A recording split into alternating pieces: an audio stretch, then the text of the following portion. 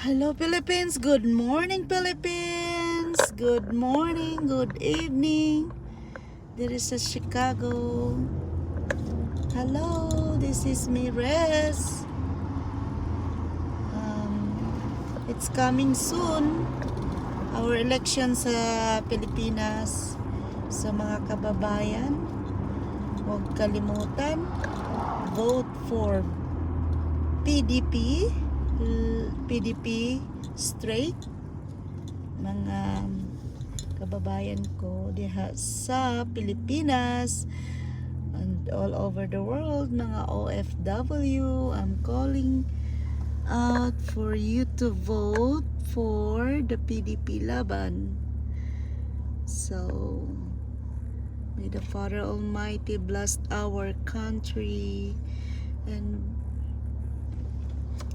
don't forget our beloved pastor, Pastor Apollo Sikibuloy, number 53 sa Balota. Mga kababayan ko din sa Pilipinas and to all over the world.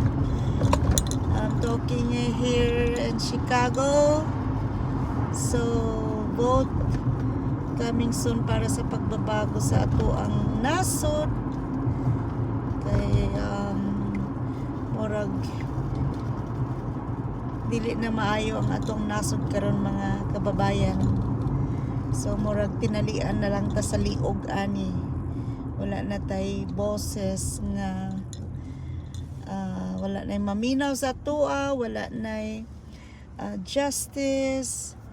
So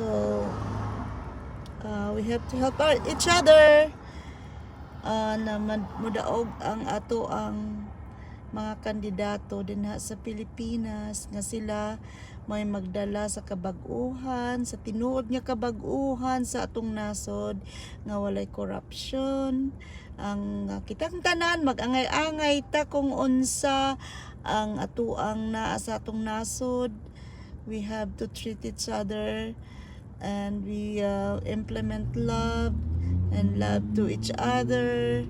We don't put hate and we don't put any we have to put the law in the right way.